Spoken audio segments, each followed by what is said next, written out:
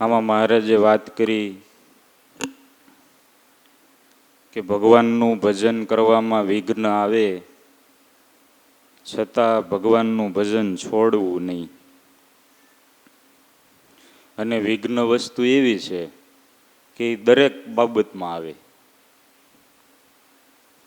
તમે ક્યારેક જમતા હોય તો લાઇટ વહી ગઈ છે, ક્યારેક રાત્રે જમતા હો અને લાઇટ વહી જાય એવું બન્યું છે? ભારતમાં તો બને જ, પૂછવાનું ન હોય. તો પછી લાઇટ ગઈ હોય એટલે તમે શું કરો? જમવાનું બંધ કરી દો, તો બીજું લાઇટ આવે એની રાહ જુઓ કે જ્યારે આવશે ત્યારે જમશું. અંધારામાં થોડું જમાય. જમવાનું ચાલુ રાખીએ ને આપણે, વ્યવસ્થા કરીએ કે નાનો એવો દીવો કરીએ, પણ જમવાનું આપણે ચાલુ રાખીએ. કે લાઇટ જવા માત્રથી આપણે જમવાનું મૂકી ન દઈએ. કારણ કે આપણું મુખ્ય કામ શું છે? જમવાનું. લાઇટ છે એ વખતે તો સાધન છે ખાલી. હવે અત્યારે કથા ચાલે છે ને લાઇટ ગઈ હોય તો આપણે શું કરવું? કથા બંધ કરી દેવી? કથા તો અનાદિની ચાલી આવે છે, લાઇટ તો પછી આવી ને, માએ કઈ પછી આવ્યા. એમ જમવાનું કેટલા વર્ષોથી ચાલ્યું આવે છે, લાઇટ તો પછી આવી. એમ ભગવાનનું ભજન છે એ આપણું મુખ્ય કામ છે. જીવનમાં આવતા વિઘ્નો છે એ લાઇટ જેવા છે. ક્યારેક એમાં અંધારું આવે, ક્યારેક અજવાળું આવે. અને ભગવાનના ભજનમાં વિઘ્ન આવે એવું નહીં, ક્યારેક સુખય બહુ આવે. બહુ ભગવાનનું ભજન કરતા હોય અને પછી દીકરાના સંબંધ થાય અને વેવાય બહુ સારા મળી ગયા હોય તો સાચવે બહુ. લગ્ન પહેલાં, લગ્ન પછી તો માપે હોય. પણ તમે જાઓ તો આમ સરસ મજાના ગાદી તકિયા નાખી દે, સરસ મજાનો ફ્રૂટ સલાડ ને દૂધ ને આ ને કેસરવાળું દૂધ, સાદું નહીં. એટલે લૌકિક રીતે, પછી માન સન્માનની રીતે, અને આમ પછી મહારાજે પાછા 2 વરદાન આપ્યા છે ને કે અમારા સત્સંગી થાય એને ક્યારેય અન્ન વસ્ત્ર ધનનું દુઃખ ન આવે. એટલે એ રીતે સુખ બહુ મળે. અને ધર્મ રાખે એટલે સુખ તો આવે. પણ એને સુખ અને દુઃખ એવા છે કે કોઈ પણ કાર્યમાં નડે બહુ, માણસ ધ્યાન ન રાખે. ભગવાનનું ભજન કરવામાં જો બહુ સુખ વધી જાય તો પછી ભજન થાય નહીં. આમાં આપણે જો કે સાદો હોલ છે, એસી હોલ રાખ્યો હોય અને પછી કે દરરોજ બધાને 2 કલાક માળા કરવાની, કે વધારે છે તો ઓછું 1 કલાક, એમ બહુ વધારે ફેસિલિટી મળે એટલે થાય નહીં એટલું. પછી એવું જ સામે દુઃખનું છે. અતિશય દુઃખ આવે તોય માણસ ભાંગી જાય, અને અતિશય સુખ આવે તોય કાર્ય ન થાય. તમે જમવા બેઠા હો અને કારેલાનું શાક, પછી લીમડાના પાનનો જ્યુસ, પછી કારેલાનો અર્ક કાઢ્યો હોય ને એમાંથી લોટ બાંધ્યો એવો રોટલો, બધું ટૂંકમાં એવું જ હોય. બધું એમ અથાણું એ અને સંભારો એ ને બધું એ, તોય જમવાનું ભાવે નહીં. અને ગળપણ રાખ્યું હોય માત્ર મીઠાઈ, બધું ગળ્યું જ હોય. બધું તમે રોટલી ખાવ તો એમ થાય કે આમાં ખાંડ નાખી છે કે લોટ છે એમ. તો એ ગળી હોય, શાક એટલું ગળ્યું હોય, મેવા મીઠાઈ એટલા હોય, બધું પૂરેપૂરું ગળ્યું હોય. 2 થાળ હોય. અને ત્રીજો થાળ એવો છે કે એમાં બધું માપસર હોય, આપણે જેવું દરરોજ હોય ને રોટલી શાક દાળ ભાત. તો કદાચ 1-2 દિવસ કોઈ કારેલા વાળો થાળ લે, કોઈ મેવા મીઠાઈ વાળો થાળ લે, પછી 3-4 દિવસે રેગ્યુલર ઉપર આવી જાય. શા માટે? તો કે અતિશય ગળપણ પણ મેળ ન આવે દરરોજ, અને બહુ અતિશય કડવું હોય તોય મેળ ન આવે. પણ માપે જે હોય એ સારું રહે. એટલે અતિશય સુખ મળે તોય ભગવાન ભજાય નહીં, અને અતિશય દુઃખ મળે તોય ભગવાન ભજાય. આપણા સત્સંગના ઇતિહાસના પાત્રો જો, એમાં જેને જેને દુઃખ આવ્યા એને કરતા જેને સુખ આવ્યું ને એ વધારે પડી જવાની શક્યતા રહી. માન સન્માન વધારે મળ્યું હોય અથવા સુખ વધારે મળ્યું હોય તો શક્યતા રહી પડી જવા. એટલે દુઃખ કરતાં જે સુખ વધારે પેલું છે. અને પ્રશ્ન એ છે કે આપણે મહારાજ પાસે પ્રાર્થનામાં સુખ જ માંગીએ છીએ કે અમને સુખ આપો એમ. એ તો કુંતાજી જેવા કોઈક હોય કે ભગવાન મને દુઃખ આપો, તો કે દુઃખ કેમ? તો કે દુઃખમાં તમે યાદ બહુ આવો છો, સુખમાં એટલા આવતા નથી. એટલે ભગવાનના ભજનમાં સુખ અને દુઃખ બે વિઘ્ન છે. એમાંય દુઃખ કરતા સુખ વધારે વિઘ્નરૂપ છે. તો કરવું શું? તો કે નક્કી કરી રાખવું. સુખ આવે તોય ભગવાનનું ભજન કરવું છે અને દુઃખ આવે તોય કરવું છે. આપણે કેમ જમતી વખતે નક્કી કરી રાખીએ છીએ કે બહુ અજવાળું હોય, પૂરેપૂરી ફેસિલિટી હોય તોય આપણે જમી લેવાનું. અને કદાચ લાઇટ વહી ગઈ, કદાચ ઘરવાળા પિયર વહી ગયા તોય આપણે વ્યવસ્થા કરી લેવાની, જમી લેવાનું, મૂકવાનું નહીં. નક્કી કરી રાખીએ છીએ ને આપણે. એવી જ રીતે ભગવાનના ભજનમાં જે નક્કી કરી રાખે કે સુખ આવે તોય ભલે, દુઃખ આવે તોય ભલે, મારે ભગવાનનું ભજન કરવું છે, તો ભગવાનનું ભજન થાય, બાકી થાય નહીં. અને જગતનો પ્રવાહ એવો છે કે એમાં સુખ જાય ને ત્યાં દુઃખ આવે, ને દુઃખ આવે ત્યાં સુખ આવે. બધું વારા ફરતી આવ્યા કરે. ઘડિયાળના કાંટા જેવું છે, સતત ફરતું રહે. એટલે એની રાહ જોવા બેસાય નહીં કે આ બસ દુઃખ જતું રહે અને આ બધી મુશ્કેલી જતી રહે અને બધા ધંધા વ્યવહાર પૂરા થઈ જાય પછી આપણે ભગવાનનું ભજન કરવું છે. ગુણાતીતાનંદ સ્વામી એમની વાતોમાં લખ્યું કે કોઈ એવી આશા રાખવી નહીં કે આપણે હાવ નવરા થઈ જઈશું ને પછી ભગવાનનું ભજન કરશું. એવી આશા રાખવી નહીં, કરવું એમ. અને મહારાજે વચનામૃતમાં એને બીજી રીતે કીધું કે હાલતા ચાલતા ખાતા પીતા બેસતા ઉઠતા ભગવાનનું ભજન કરવું. મહારાજે 3 વખત વચનામૃતમાં વાત કરી છે, અલગ અલગ જગ્યાએ. એનો મતલબ કે એવી આશા ન રાખવી કે આપણે સાવ બધી વ્યવસ્થા થઈ જશે પછી ભગવાનનું ભજન કરશું. શક્યતાઓ બહુ ઓછી છે જગતના પ્રવાહ પ્રમાણે. આપણે જૂના સંતો ઉદાહરણ દેતા કે એક વણજારો હતો ને, એને 1000 પોઈટ હતી. પોઈટ એટલે ઊંટ, ખબર છે ને? હા, એ તમને તો ખ્યાલ હોય, વિદ્યાર્થીઓને સમજાવવું પડે પોઈટ એટલે શું થાય. 1000 ઊંટ હતા. અને ઊંટ તો પ્રાણી એવું ને કે ભગવાને બધાય પ્રાણી બનાવ્યા ને પછી જે સામાન વધ્યો એમાંથી ઊંટ બનાવ્યું છે. પછી જગ્યા કેટલી રોકે બેહે તોય, આમ ઊભું હોય ત્યાં સુધી વાંધો ન આવે, એના છાંયડામાં 1 જ જણા હુઈ જાય, પણ બેસે તો જગ્યા બહુ રોકે. એટલે 1000 ઊંટ હોય એને સાચવવાના, એક જગ્યાએથી બીજી જગ્યાએ લઈ જવાના, ત્રીજી જગ્યાએ લઈ જવાના. એકાદ માણસ રાખ્યો એની વ્યવસ્થા કરવા માટે, અને એને કીધું કે જો દરરોજ સાંજે બધા ઊંટને ચારો નાખી દેવાનો, અને બધા ઊંટ બેસી જાય ને પછી તમારે સુવાનું, એમને સુવાનું નહીં, નિયમ, તો જ પગાર મળશે. અને પહેલાના સમયમાં આપણે અત્યારે હવે દરરોજનો મહિને પગાર આવે, પહેલાં તો દરરોજનું દરરોજ રોકડું આવતું, એટલે ત્યારે જો ઝઘડાય ઓછા થતા. હવે તો મહિને હિસાબ થાય એટલે આગલા દિવસમાં ઘણી તકલીફ થઈ હોય, બધે ખબર પડી. એટલે પહેલો દિવસ થયો તો આને તો એમ હતું કે ભાઈ એ તો બધા બેસી જવાના હોય ને પછી આપણે સુઈ જઈશું. બધા ઊંટને ચાર પૂળો બધું નાખ્યું બધું, અને પછી ઊંટ બધા બેસવા માંડ્યા.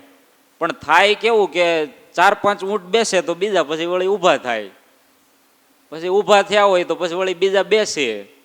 આમ એકબીજાને કહેતા જાય વારા ફરતી, હવે તમે બેસી જાઓ, હું ઊભો થાઉં છું. કથામાં એમ થતું હોય ને, એક હરિભગત આવીને બેસે એટલે બીજા ઊભા થાય કે હવે આપણી જગ્યા પૂરાઈ ગઈ, આપણે જાય એમ. એટલે વારા ફરતી એમ ચાલ્યા કરે, એમને સવાર પડી ગયું, આરામ તો કઈ થયો નહીં. ને બીજે દિવસે વળી મુસાફરી કરવાની પાછી, અને ચાલવાનું ઈ ગામડાના રસ્તા. બીજા દિવસે રાત્રિ પડી એટલે આણે તો ભગવાનને યાદ કરીને એક ઊંટને પ્રેમથી ચાર નાખી, પૂળવા નાખ્યા બધું, કે આજ તો તમે બધા હવે સુઈ જાઓ ને તો સારું એમ. પણ બીજા દિવસે એવું થયું, અમુક ઊભા થાય તો વળે, અમુક બેસે તો ઊભા થાય, એમને ચાલ્યા કરે. ત્રીજો દિવસ આખો વળી મુસાફરીમાં. પછી આ તો ઊંઘ છે, શરીરની માંગ છે. આપણા શરીરની જે જરૂરિયાતો છે એમાં ખોરાક છે, ઊંઘ છે, અમુક સમય સુધી ચાલે. વૈજ્ઞાનિકોના મતે માણસ છે એ અન્ન વગર 7 કે 8 દિવસ જીવી શકે. એટલે અન્ન ને પાણી બેય ન મળ્યું હોય તો. પછી પાણી મળતું હોય તો વાંધો ન હોય, વધારે ખેંચાઈ જાય. પણ અન્ન અને પાણી વગર માત્ર અન્ન બેમાંથી કોઈ ન મળતું હોય તો 7 દિવસ સુધી અન્ન વગર જીવી શકે અને બીજા 15 દિવસ પાણી વગર જીવી શકે. પછી જોઈ અને પછી ન મળે તો પછી પ્રાણ રાખવા કઠણ પડે. એવી જ રીતે ઊંઘનું છે. અભ્યાસ કરે તો 1 મહિના 2 મહિના અભ્યાસ કરે તો થાય. બાલમુકુદાસ સ્વામી નિયમ લીધું હતું ને કે આપણે 4 મહિના સૂવું નહીં. પછી તો એવું નિયમ કોણ લે હવે? કે એક આદર્શ ઊભો કર્યો, 4 મહિના સૂવું નહીં. સેવા કરવી, ભજન કરવું સતત. પણ એ અભ્યાસ હોય તો થાય. બાકી ડેઈલી તમારું જે જીવન ચાલતું હોય એમાં તમારે અમુક સમય જાય એટલે ઊંઘ જોઈ. પછી ઊંઘ ન મળી હોય તો એ આપણે કથામાં બેસીને પછી ડોઝ પૂરો કરી લઈએ એમ. અને આપણા સંપ્રદાયમાં તો શું છે, આમ દંડવતની પ્રથા બહુ સારી છે. એમાંય મંદિરમાં બહુ ઓછા જણા હોય ને પછી દંડવત થતા હોય તો નક્કી ન રહે કેટલો લાંબો દંડવત થાય એમ, કેટલો લાંબો સમય રહે. અને આમ બહારથી એમ દેખાય કે ભગત તો દંડવત કરે છે, એક દંડવત ભાવથી કરે છે. પણ 3 દિવસ થયા ને એટલે પછી આણે વિચાર કર્યો કે હવે તો કંઈક કરવું પડે ને. પછી 3જા દિવસે એણે એવી આશા રાખી કે આજે તો બધા ઊંટ બેસી જશે લગભગ. 3જા દિવસે સવારથી બધાને વ્યવસ્થિત હકાવ્યા ને એવા રસ્તે હકાવ્યા ને કે રાત્રે બધા થાકી જાય. અને મોડી રાતે પડાવ નાખ્યો અને પછી બધાને 4 પૂળો નાખ્યા, પાણી પાયું ને પછી એક બધા ઊંટને હાથ ફેરવવા માંડ્યા. 12 વાગ્યા ને ત્યાં બધા ઊંટ બેસી ગયા, એક જ ઊભું રહ્યું. એટલે પછી તો આશા જાગી જાય ને કે હવે આ એક બેસી જાય એટલે પછી આપણે સૂઈ જાય. હવે આમ સામે કિનારે દેખાતું એવું લાગે. 1 વાગ્યો ને તો એક ઊંટ બેઠું જ નહીં, હજી વાગોળતું હતું. આ ઘણા બહુ વ્યસન કરતા હોય ને, પાન માવો ખાતા હોય ને તો ગલ્લાવાળા રાહ જોતા હોય કે હવે ભાઈ જાય તો સારું, આમ બંધ કરીએ. એટલા શ્રદ્ધાવાળા હોય. એ ગલ્લો ખુલે એ પહેલા પહોંચી જાય અને બંધ થાય ને પછી ઘરે જાય. ફૂલ ટાઈમ હાજરી તો આપી ને. એટલે આ રાહ જોવે કે હવે એક છે હમણાં બેસી જાય. 1:30 વાગ્યો તો એ બેસે જ નહીં. પછી આને થયું હવે કંઈક કરવું જોઈશે. હવે 1000 ઊંટ એક સાથે પડાવ નાખ્યો હોય, બધા બેઠા હોય, સૂતા હોય, એ જગ્યા કેટલી થાય? એટલે એમાં એ માણસ આમ ચાલતો જગ્યા કરતો પેલું જે ઊંટ ઊભું હતું ત્યાં જઈ અને એને આમ ધક્કો માર્યો બેસાડવા માટે. ત્યાં બીજા 999 ઊભા થઈ ગયા. પછી ત્યાં વળી સવાર પડી ગયું. 4થા દિવસથી પાછું એનું એ ચાલુ. પછી એમ પછી એવી રીતે આશા રાખીને બેસે કે હવે બધા ઊંટ બેસી જાય ને પછી આપણે ભગવાનનું ભજન કરશું. હવે સાર હવે આવ્યો. આ તો વાર્તા હતી. આ સંસારના કાર્યો છે ઊંટના બેસણા જેવા છે, એ કઈ પૂરા થાય નહીં. આપણે રાહ જોવા બેસીએ કે હવે બધા ઊંટ બેસી જાય ને બધાનું સેટિંગ થઈ જાય પછી આપણે ભગવાનનું ભજન કરશું. સામાન્ય રીતે આપણે લોકમાં એવું આમ પ્રથા થઈ ગઈ કે વડીલો હોય ને એને પછી એવું મંદિરે રહેવાનું હોય. યુવાનોને તો કે એને એટલી જરૂર ન હોય મંદિરે જવાની, અને એ જાય નહીં તો એ બહુ કહેવાય નહીં આમ એને. અને એના પિતા હોય હરિભગત હોય તો એમ માનતા હોય કે હજી તો એ જુવાન છે ને અત્યારથી ક્યાં મંદિરે જવાની જરૂર છે. અને સંતો બહુ કહે તો વળી એ એમ કે સ્વામી હું આવું છું ને, તમે ચિંતા શું કરો છો? એને લગતું જે કાંઈ કામકાજ હોય એ મને કહી દેવું તમારે. પણ એને હમણાં રહેવા દો. પણ એ શક્યતા બહુ ઓછી છે કે 60-70 વર્ષ પછી કાયમને માટે ભજન કરી લેવું બહુ ઓછું છે. એના કરતાં દરરોજ ભગવાનનું ભજન થાય તો ઘણો બધો સ્ટોક થાય. આપણે વચ્ચે સરકારે બધી અલગ અલગ યોજનાઓ બહાર પાડી હતી કે દરરોજ તમે 100 રૂપિયા જમા કરાવો તો તમારો જ્યારે ઉંમર થાય મોટી ઉંમર હોય ત્યારે તમને એક સાથે એટલા રૂપિયા મળે. એટલે તમારા સંતાનોને તમારી પાસે કાંઈ પછી તમારા સંતાનો પાસે તમારે કાંઈ અપેક્ષા રાખવી ન પડે. કારણ કે બધાયના દીકરા સાચવે એવા ન હોય અત્યારના સમય પ્રમાણે. તો એના માટેની યોજના કે દરરોજ તમે 100 રૂપિયા ભરો તો એટલા રૂપિયા થાય. દરરોજ 100 રૂપિયા ભરવા કઠણ ન પડે. અને 15 વર્ષે જ્યારે હાથમાં આવે ને ત્યારે મીઠાઈ બહુ લાગે કે દરરોજ 100 ભરતા ભરતા ભરતા એટલા રૂપિયા થઈ ગયા. એમ ભગવાનના ભજનમાં એવું છે, દરરોજ કરતા કરતા કરતા અમુક વર્ષ પછી એનું ફળ મળે ત્યારે મીઠું લાગે, પછી એક સાથે કરવામાં કઠણ બહુ પડે. અને ભગવાનનું ભજન તો એવું છે કે અભ્યાસ બહુ માંગી લે. સુખ અને દુઃખ આવે તોય ભગવાનનું ભજન છે એ રૂંધાઈ જાય. બહુ સુખ આવે તોય ભગવાનનું ભજન કરવાનું બંધ થઈ જાય. અને બહુ દુઃખ આવે તોય એવું થાય. ખેડૂતો વાડીમાં પાક વાવે એટલે બહુ સુકારો હોય તોય પાક સારો ન થાય, બરાબર ને? પછી બહુ ભીંજારો હોય તોય એમ થાય. પણ માપે હોય તો વાંધો ન આવે. એ પહેલો ઉપાય ગીતામાં શ્રી કૃષ્ણ ભગવાને કીધું છે, સમત્વમ યોગ ઉચ્ચતે, કે માપે હોય સમત્વ હોય તો ભગવાનનું ભજન થઈ શકે. અને બીજું એ કે નક્કી કરી રાખ્યું હોય કે આપણે ભગવાનનું ભજન કરવું છે તો ભગવાનનું ભજન થાય. નક્કી કરી રાખ્યું હોય તો. ગણોદ ગામના અલીભાઈ હતા, પોતે મુસ્લિમ હતા, પણ ગામમાં એકવાર સ્વામિનારાયણ ભગવાન પધાર્યા અને ગામના દરબારને ત્યાં સભા, એટલે કોઈએ કીધું કે આ ભગવાન પોતે છે, તો પોતે દર્શન કરવા આવ્યા. અને મુસ્લિમોને તો એવું ને કે એને ભગવાન પૃથ્વી પર આવતા નથી એવું એ માની. પણ એ છતાંય પહેલી વાર સ્વામિનારાયણ ભગવાનના દર્શન કર્યા અને એને એટલી પ્રતીતિ આવી ગઈ કે આ ભગવાન છે, અને માની લીધું. અને સત્સંગી થયા, વર્તમાન ધારણ કર્યા. પણ પછી જ્ઞાતિમાં બધે વિરોધ થયો, એમાં આ મુસ્લિમ અને એમાં સ્વામિનારાયણ સંપ્રદાય સ્વીકાર્યું. એટલે પેલા બધા નામનું નાઈ નાખ્યું કે અલીભાઈ આપણે એની સાથે કાંઈ લેવા દેવા નહીં. કારણ કે એક તો હિન્દુને મુસ્લિમને સાવ વિરુદ્ધ, બરાબર? એ તો ખ્યાલ છે ને તમને, બધાને ખબર હોય. અને આમ બધી રીતિ રિવાજ જોવા જાવ ને તોય અલગ.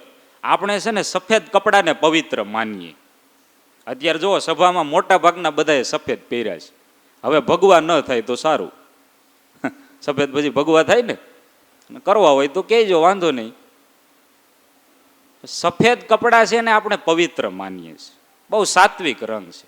મહારાજને શ્વેતાંબર વસ્ત્ર બહુ ગમતા, શ્વેતાંબર શ્રીજી ધારતા. એ લોકો કાળા કપડાને પવિત્ર માની છે ને, હાવ અલગ છે ને, સાવ વિરુદ્ધમાં કે કાળો કલર છે એ પવિત્ર. વાર તહેવારે તમે જો એ લોકો મક્કાની હિજરત કરવા જાય તો કાળા વસ્ત્ર પહેરે ને, આમ કાળા વસ્ત્રોને એ લોકો પવિત્ર માને. એનાથી થોડોક આગળ લીલો કલર એને પવિત્ર માને, આપણે સફેદ કલરને પવિત્ર માને. ત્યાર પછી એ લોકો બંદગી કરવા બેસે તો ગોઠણિયા વાળીને બેસે, બરાબર?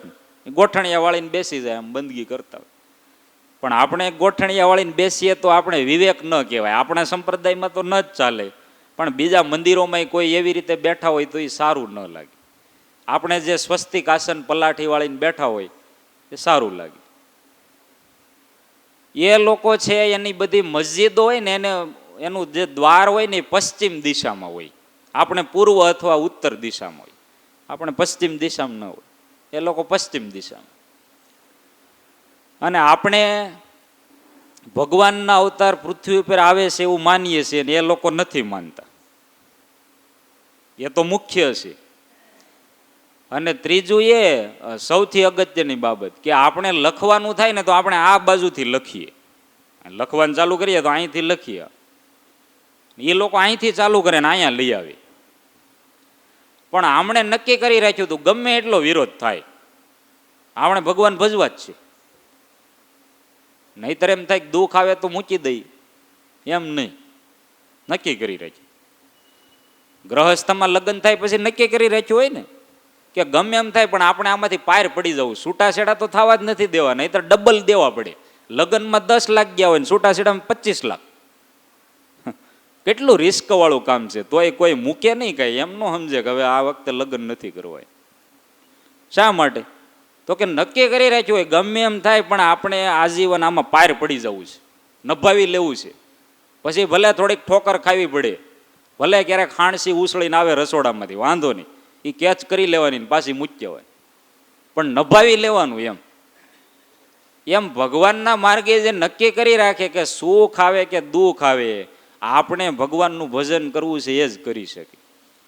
એટલી મુશ્કેલી આવી છતાં એણે ભગવાનનું ભજન મૂક્યું નહીં.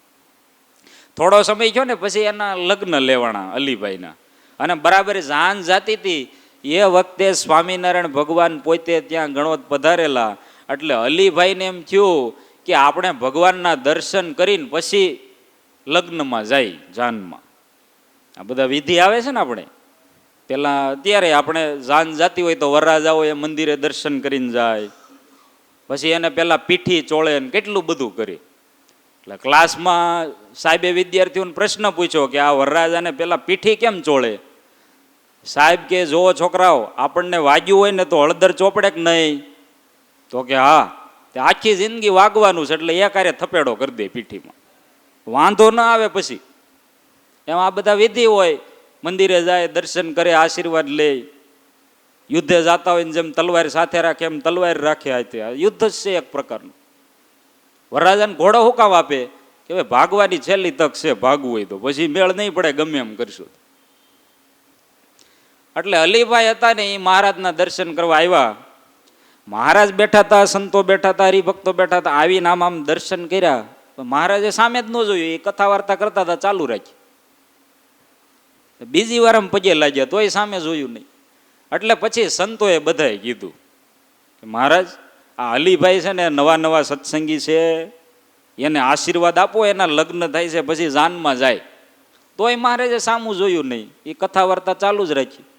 હવે આ તો ભગવાન છે, અને એમાંય પ્રગટ ભગવાન. ઘણા એમ કહેતા હોય કે અમે શ્રીજી મહારાજ વખતે હોત તો પછી તમે અત્યારે ન હોત. બરાબર ને? બે જગ્યાએ સેટિંગ કેમ કરવું? પણ ત્યારે રહેવું કઠણ હોય, કારણ કે ભગવાન ક્યારે શું કરે કાંઈ નક્કી ન હોય. અને અત્યારે આપણે સંતો જાણતા હોય કે ક્યારે વાત કરવી, એમ કે અત્યારે ભગત બહુ મૂડમાં નથી તો બહુ કહેવાય નહીં કાંઈ એમ, પણ બરાબર મૂડમાં હોય તો કહી દેવાય કે બહુ લારીએ જતા નહીં હવે એમ. સંતો ધ્યાન રાખતા હોય, ભગવાન કઈ જોવે ને એ તો કહી દે અમને. એટલે મહારાજે તો કથા વાર્તા ચાલુ રાખી, સામે જોયું નહીં. ત્રીજી વાર સંતોએ કીધું કે આ જો આ અલીભાઈ છે ને એ નવા નવા સત્સંગી છે, હમણાં કંઠી પહેરી છે, એના લગ્ન થાય છે, તો તમે આશીર્વાદ આપો, જાનૈયા બધા રાહ જોવે છે પછી જાય. તો મહારાજ કે સારું સારું, પરણો. બધાને પરણવાનું લાગ્યું છે, પણ પરિણ્યા પછી કોઈ ભગવાનનું ભજન કરતા નથી. હવે આને આશીર્વાદ કહેવાય કે મેણું કહેવાય? આપણને આમ કીધું હોય તો કે હવે કાંઈ આશીર્વાદ આપણે જોતા નથી. હવે પછી આશીર્વાદ લેવા આવવામાં વિચાર કરીએ. પણ એમણે સવળી રીતે સ્વીકાર કર્યો કે મહારાજે એમ કીધું છે ને કે પરિણા પછી કોઈ ભગવાનનું ભજન કરતા નથી, આપણે હવે કરવું છે. એ લગ્ન થયા 20 વર્ષ થયા. એક દીકરો, એ 21 વર્ષની ઉંમરે દીકરાના લગ્ન કર્યા, લાડે કોડે ને પરણાવ્યો, અને એની જાન જેવી ઘેરે આવી એટલે પછી બધું મૂકી દીધું. જે કાંઈ વ્યવહાર બધું, ચાવી, બધી ચાવી હોય ને વ્યવહારની, બધી પૈસા ઝવેરાત બધું એને દીકરાને આપી દીધું. હવે એ ચાવી સામેથી આપી દે પિતાશ્રી, આ બહુ કઠણ. એ તો જુવાનિયાને સભામાં પૂછવું પડે. હે, એ સામેથી આપે? લગ્ન કરીને ઘરે આવ્યા હોવ એટલે હવે સાસુમાને કીધું કે જો હવે તમારી ઉંમર છે અને તમારે ભગવાનનું ભજન કરવું હોય તો આ વ્યવહારની જે કાંઈ ચાવી હોય આ બધું મને આપી દો. સાસુમાં કે ચાવી હું નહીં આપું. તો કે કેમ? તો કે હજી સાસુમાં મને નથી આપી. હજી સાસુમાં એની પાસે રાખી છે, એણે મને નથી આપી, તો હું તમને કેમ આપું? કે એટલે સામેથી આપી દે કે હવે આ બધું તમે રાખો અને મારે ભગવાનનું ભજન કરવું છે. આ બહુ કઠણ વસ્તુ છે, કારણ કે મહેનત કરીને એક એક રૂપિયો કમાણા હોય. હકીકત કઠણ છે. આમ કંઈ આપણે અત્યારે આમ ખંડન કરી નાખીએ કે છૂટી જાય એમ નહીં. જે કાંઈ ધંધો કરતા હોય, દુકાન હોય, ઓફિસ હોય, એની કેટલી કાળજી રાખી હોય. એક એક ઈંટ પોતાની સામે આમ ચણી હોય, ધ્યાન રાખીને એને કલર કરાયો હોય, એની વ્યવસ્થા કરી હોય, ઘર હોય તો વ્યવસ્થિત તૈયાર કર્યું હોય, કેટલું એનું મમત્વ હોય. ગામડામાં વાડી હોય તો એ વાડીનું કેટલું ધ્યાન રાખ્યું હોય. ક્યાંય વાડીની વચ્ચે એકાદ ક્યાંક વળી પથ્થરો દેખાઈ જાય, કાંટો કાંકરો દેખાઈ જાય, તેને લઈને છેક શેઢે નાખી આવ્યા હોય. હે, કેટલું એનું જતન કર્યું હોય. અને એ હાવ એમને દઈ દેવાનું, પણ દઈ દેવાનું નહીં ગયો ને તોય કદાચ મૂકીને તો જવાનું જ છે. એક એક વીઘો વાડી લઈ જવાના હોય તો કયો હાલો આપણે હાર પહેરાવી દઈએ, ત્યાં ગુરુકુલ કરવા થશે. કે ભાઈ અમારે એક વીઘો વાડી છે ને અમારે સાથે જ લઈ જવી છે, એ અમારે આજીવિકાની છે, એ અમારે જોશે જ, પણ એ મૂકવું તો પડે જ. એટલે બધું આપી દીધું અને એને દીકરાને કીધું કે જો હું કાલથી ભગવાનનું ભજન કરવા જઈશ, સવારે વયો જઈશ અને સાંજે આવીશ, આખો દિવસ ભગવાનનું ભજન કરીશ, બપોરે એક ટાઈમ જમવા આવીશ અને સાંજે ઘરે સુવા આવીશ. આરતી સ્તુતિ નિયમ ચેષ્ટા બધું થઈ જાય પછી આખો દિવસ મંદિરે, માત્ર બપોરે જમવા ઘરે જવાનું. અને આપણે શું થાય, શાકોત્સવમાં મોટા ભાગે બધા મંદિરમાં જમવા આવે, હાલો શાકોત્સવ છે કે જમી આવીએ એમ. અને આમાં મોટા મોટા મંદિરો હોય તો વ્યવસ્થા શું કરવાની હોય કે જમવાનું ઉતારો મળી જાય એટલે ઘણું એમ. પણ હું તો આખો દિવસ મંદિરમાં ભજન કરવા જઈશ ને ઘરે જમવા આવીશ. બીજું એ કે હું તને કંઈ કહીશ નહીં ને તારે મને કંઈ કહેવાનું નહીં. કેટલી મોટી વાત છે. નહીતર મોટી ઉંમર થાય એમ તો પછી કે કોક આપણને પૂછે તો સારું એમ, એ પૂછવાના હોય જ નહીં. હવે એ ગૂગલને પૂછે, અત્યારના છોકરા તમને ન પૂછે, પણ છતાંય અપેક્ષા હોય કે આપણને પૂછે તો સારું એમ. સામે જ કહી દીધું, તારે મને કંઈ પૂછવાનું નહીં, હું તને કંઈ પૂછીશ નહીં. અને બીજે દિવસથી જ ભગવાનનું ભજન ચાલુ. દીકરો એવો હતો, એણે વાત કરી થોડાક દિવસ પછી, પિતાશ્રી તમારે આવી રીતે ભજન કરવું હોય તો કાંઈ વાંધો નહીં, જે કાંઈ જરૂર પડે કહેજો. પણ અલીભાઈ કે નહીં, મેં તને 20 વર્ષ મોટો કર્યો છે, ઉછેર્યો છે, 20 વર્ષ સુધી હવે તારે મને રોટલો ખવડાવો. 20 વર્ષ પછી જો એકાદ દિવસે હું વધારે જીવું ને તો તારા સાથે વાડીમાં હું કામ કરવા આવીશ. એ કે ના ના એવું ન હોય, તમે ભગવાનનું ભજન કરો, જે કાંઈ જરૂર હોય એ કહેજો. અને અલીભાઈ ભગવાનનું ભજન કર્યા કરે. એમ કરતાં કરતાં 15, 17, 18, 20 વર્ષ તો વાતમાં વીતી ગયા. સમય જતા ક્યાં વાર લાગી હે. અને એમાં ગણોદની બાજુમાં વરજાંગ જાળિયા ગામ, ત્યાં ગુણાતીતાનંદ સ્વામીના શિષ્ય રઘુવીર ચરણદાસ સ્વામી અને એ હરિલીલા કલ્પતરુની કથા કરે. 1 મહિનાની કથા એ સમયે. ત્યારે બધું 1-1 મહિનાનું હતું. લગ્ન થતા ને એ 1-1 મહિનાના હતા. હા, અઠવાડિયું જાન જાય. પણ હવે તો એ કેમ પોહાય, નહીતર જાનમાં જ છૂટાછેડા થઈ જાય. કારણ કે માણસોના સ્વભાવ એટલા સેન્સિટિવ થઈ ગયા. હવે પણ ધીમે ધીમે પછી લગ્ન 3 દિવસના થઈ ગયા. એટલે તમે જુઓ પછી કથામાં ધીમે ધીમે બધી શોર્ટેજ આવી ગયું. ધીમે ધીમે 3 દિવસની જ થઈ જાય છે, વધારે ચાલશે નહીં પછી. અને આમ તમે જુઓ તો હાર્ટ એટેકમાં લગભગ 3 એમ, પછી ચોથાની જરૂર ન પડે. બધી 3નો આંકડો, જમવાનું 3 ટાઈમ હોય ને એમ. અને પેલા છે ને લગ્ન માત્ર શિયાળામાં થતા, એટલે કથાએ માત્ર શ્રાવણ મહિનામાં જ રાખતા. હવે લગ્ન બધા 12 માસ કરે છે, એટલે આપણે કથાએ તમે જુઓ 12 માસ હાલતી હોય છે. એ ચોમાસું હોય તો હોલમાં કથા રાખી જ દીધી હોય. એટલે જમાના પ્રમાણે અમારે હાલવું તો પડે ને, પછી અપડેટ તો થવું પડે ને. એટલે 1 મહિનાની કથા હરિલીલા કલ્પતરુની. રઘુવીર ચરણ સ્વામી કથા વાંચે, 2 દિવસની વાર કથાને પૂરી થવા. અને સાંજે જય બોલાણી ને એટલે આવ્યા અલીભાઈ અને દક્ષિણા મૂકી. એટલે રઘુવીર સ્વામી કે ભગત, પૂર્ણાહુતિ તો 2 દિવસ પછી છે, તમે આજે દક્ષિણા કેમ મૂકી?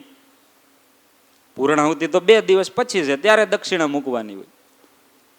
તો કે સ્વામી જુઓ, 2 દિવસ પછી એટલે કાલે નહીં પરમ દિવસે હું ભગવાનના ધામમાં જવાનું છું. એ તમને કેમ ખબર પડી ગઈ? આ તો કઈ ટિકિટ લખાવવા જેવું નથી ને કે ભાઈ પરમ દિવસે આપણે મુંબઈ જવું છે, ટિકિટ છે ટ્રેનની. તો કે મને મહારાજ કહી ગયા ગઈકાલે રાત્રે દર્શન આપ્યા કે તમને ધામમાં તેડી જશું. એટલે કાલે બધા મારા સગા સંબંધી મને મળવા આવશે અને મળીશ, અને પરમ દિવસે વ્યવસ્થિત બધી તૈયારી કરીને હું ભગવાનના ધામમાં જઈશ. એટલે હવે છેલ્લા 2 દિવસની કથા હું સાંભળવા નહીં આવું, પણ આ 28 દિવસની કથા સાંભળીને એટલે એની આ દક્ષિણા મૂકું છું. રઘુવીર ચરણ સ્વામી તો જોઈ રહ્યા, મુસ્લિમ માણા હો, એ બીજા દિવસે સવારે બધાય સગા સંબંધીને બોલાવ્યા, એમને મળ્યા, ખબર અંતર પૂછ્યા અને વાત કરી કે જો સ્વામિનારાયણ ભગવાન આવા પ્રગટ ભગવાન છે, એમનું ભજન કરજો, સંપ રાખજો, અને એ આવતીકાલે મને તેડવા આવવાના છે. જેને જેને જોવું હોય, દર્શન કરવા હોય, એ આવતીકાલે હાજર રહેજો બધા. અને બીજે દિવસે સવારે વહેલા ઉઠ્યા, સ્નાન કરીને પૂજા પાઠ કર્યા, નવા વસ્ત્ર ધારણ કર્યા, કપડાં પહેર્યા નવા. તો બહાર ગામ જવું હોય ને સારા ઘેરે જવું હોય તો સારા કપડાં પહેરવા પડે ને. આપણે સત્સંગી જીવનની કથા ને એવું હોય ત્યારે વક્તા સંતો કહેતા હોય છે ને કે ભાઈ આવતીકાલે મહારાજનું પ્રાગટ્ય છે તો બધાને નવા કપડાં પહેરીને આવવા. આ તો ભગવાનના ઘેરે જવાની વાત. વ્યવસ્થિત નવા કપડાં પહેર્યા, બધી તૈયારી કરી અને સવારના સમયે હાથમાં માળા લઈને બેસી ગયા. ઘરના પરિવારજનો હતા એને બધાને મળ્યા, વાતચીત કરી બધી, ભગવાનનું ભજન કરજો, સત્સંગ રાખજો. અને પછી બધાને કીધું હવે બધા ધૂન કરો, બસ હવે થોડીક વારમાં મહારાજ આવશે. અને બધા મીંડા ધૂન કરવા. એકાદ કલાક એવી રીતે ભજનમાં વીતો અને બધાએ ભજનમાં લીન થયા. અને અલીભાઈ બોલ્યા કે જો સ્વામિનારાયણ ભગવાન વિમાન લઈને આવ્યા છે, સાથે સંતો છે, છેલ્લા મારા જય સ્વામિનારાયણ, અને હું ભગવાનના ધામમાં જાઉં છું. બેઠા બેઠા ભગવાનના ધામમાં વહી ગયા. સગા સંબંધીઓ બધા આજુબાજુમાં જ બેઠા હતા, બધા જોઈ રહ્યા. અલીભાઈએ નક્કી કરી રાખ્યું હતું કે આપણે ભગવાનનું ભજન કરવું છે, એટલે આ શક્ય બન્યું. નહીતર ક્યાંક દુઃખ આવ્યું હોત, એને લઈને મૂકી દીધું હોત તો આ નાવ કિનારે પહોંચત નહીં. પણ દુઃખ આવે કે સુખ આવે, આપણે ભગવાનનું ભજન કરવું છે. તમે રસ્તા ઉપર ગાડી લઈને જતા હોય એટલે એક તો ખાડો આવે ને બીજો બમ્પ આવે, બે આવે ને, કે તમારે કાંઈ આવતું જ નથી કાંઈ નહીં. પ્લેન લઈને નીકળતા હોય ન આવતું હોય ને આપણને ખબર ન હોય ને કે ભાઈ આમાં કોણ કોણ પ્લેન ચલાવે છે, ખ્યાલ હોય નહીં આપણને. પણ કાં તો ખાડો આવે ને કાં તો બમ્પ આવે, બે જગ્યાએ બ્રેક મારવી પડે. ખાડો છે ને દુઃખની જગ્યાએ છે અને બમ્પ છે ને સુખની જગ્યાએ છે. બમ્પ છે સુરક્ષા માટે બનાવ્યા છે ગાડીની, પણ તોય બ્રેક તો મારવી જ પડે. અને ખાડો છે એ ગાડીને તકલીફ ન પડે એટલા માટે બ્રેક મારવી પડે. ખાડો છે દુઃખની જગ્યાએ છે ને બમ્પ છે સુખની જગ્યાએ છે. બે જગ્યાએ બ્રેક તો આવે છે. એમ ભગવાનના ભજનમાં અતિશય સુખ આવે તોય નડતર રૂપ છે. બહુ સુખ આવે તો પછી ભગવાનનું ભજન થાય નહીં. કે હવે આપણે જોતું તો એ મળી ગયું છે, હવે ક્યાં ભગવાનનું ભજન કરવાની જરૂર છે. અને અતિશય દુઃખ આવે તોય ભગવાનનું ભજન થાય નહીં. તો ભગવાનનું ભજન ક્યારે થાય કે નક્કી કરી રાખીએ કે સુખ આવે કે દુઃખ આવે, ગમે એવી પરિસ્થિતિ આવે, આપણે ભગવાનનું ભજન કરવું છે, આવું નક્કી કરી રાખે એ જ ભગવાનનું ભજન કરી શકે. હવે બધા ધંધો તો કરતા હોય ને, એમાં ક્યારેક 2-5 લાખ રૂપિયાની ખોટ જાય તો કોઈ ધંધો બંધ કરી દીધો કે હવે આમાં ખોટ જાય પછી હું ધંધો કરવો, આ કરાતા છે આમાં 2-5 લાખ રૂપિયા વહી ગઈ. અને તાજો દાખલો કે નોટબંધી પછી કોઈએ પૈસા કમાવાનું બંધ કરી દીધું. અનુભવ થઈ ગયો ને બધાને કે પછી છેવટે કાંઈ હાથમાં તો રહેવાનું નથી, અંતે તો કાગળ જ છે, છતાંય કોઈએ બંધ કરી દીધું કે ભાઈ હવે શું પૈસા કમાવા. આવી રીતે થતું હોય વારે વારે, આપણે ભેગા કરીએ ને તરત પૂરું થઈ જાય બધું. પૈસા કમાવાનું આપણે બંધ નથી કરતા. શા માટે? તો કે આપણે નક્કી કરી રાખ્યું છે કે ખોટ જાય કે નફો થાય, આપણું કામ શું છે? પૈસા મેળવવા, ધંધો કરવો. નફો થાય તો એનું રોકાણ કરીને બીજા મેળવવા, અને ખોટ જાય તો એમાંથી શીખી અને નવેસરથી શરૂઆત કરી. એમ ભગવાનના ભજનમાં નક્કી કરી રાખવું પડે કે સુખ આવ્યું કે દુઃખ આવ્યું, આપણે ભગવાનનું ભજન કરવું છે. અને સુખ દુઃખ આવવાના જ છે. એમાંય ભગવાનના માર્ગે જે ચાલે એને દુઃખ આવે. શા માટે? તો કે જગતના પ્રવાહથી ચાલવાનું છે. તમે વિચાર કરો, ગીતામાં શ્રી કૃષ્ણ ભગવાને કીધું મનુષ્યાણામ સહસ્રેષુ કશ્ચિત યતતિ સિદ્ધે યતતામ અપી સિદ્ધાનામ કશ્ચિત મામ વેતિ તત્વત. કે આ દુનિયામાં અબજો માણસો છે, એમાંથી સહસ્રાણામ હજારો છે એ ભગવાન પાસે જાય છે. એમ હજારો દરરોજ ભગવાનનું ભજન કરતા હોય, મંદિરે જતા હોય એવા હજારો છે. ભગવાન કહે છે ગીતામાં, હું નથી કહેતો, હજારો છે.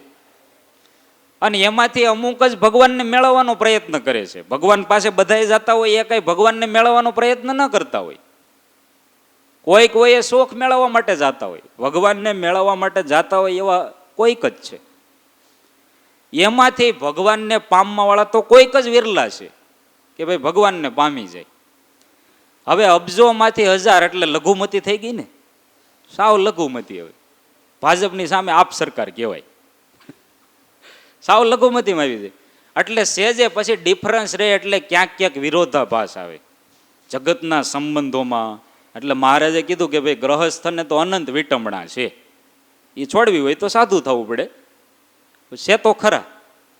એટલે ક્યાંક ક્યાંક તકલીફ રહે, ક્યાંક વિઘ્ન આવે, ક્યાંક દુઃખ આવે, તો એમાંથી પસાર થઈને નક્કી કરી રાખવું પડે કે આપણે ભગવાનનું ભજન કરવાનું છે.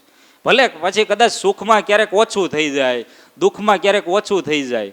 દુઃખ આવે તો જેવું વ્યવસ્થિત ભજન થતું હોય એવું દુઃખમાં થાય નહીં. પછી અતિશય દુઃખ આવ્યું હોય, માણસ નિરાશ થઈ ગયો હોય તો પછી એટલું વ્યવસ્થિત ભજન થાય નહીં. પણ નક્કી કરી રાખીએ તો ભજન ચાલુ રહે. એટલે ભગવાનનું ભજન સુખમય થતું નથી, દુઃખમય થતું નથી. નક્કી કરવાથી થાય છે કે આપણે ભગવાનનું ભજન કરવું છે. અને મહારાજે પણ આમાં વાત કરી કે વિઘ્ન આવવા છતાં જે ભગવાનનું ભજન શરૂ ચાલુ રાખે છે એના ઉપર ભગવાન રાજી થાય છે. સહજાનંદ સ્વામી મહારાજની જય.